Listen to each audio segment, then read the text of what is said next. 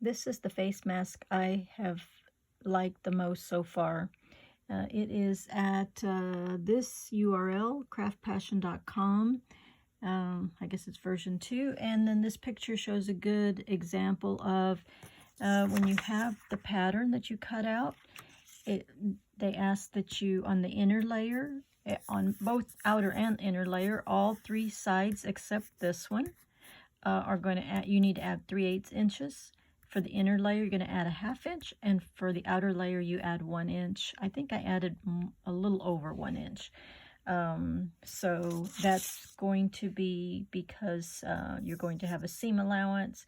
And so as an example, here's the pattern I cut out for the teen and woman.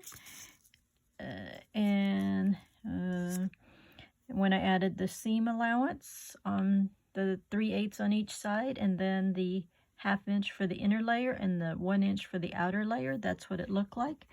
And I decided not to cut 2 out. Instead, I just folded it in to cut out the second piece. This is the ear, this is the nose, and then the male pattern, or the man pattern, is a little bit bigger. It was on the outside of this, and added 1/2 inch. I marked here that this is the bridge because I cut a piece like this out, and I'll show you later that I'm going to use that to put something in the bridge of the nose.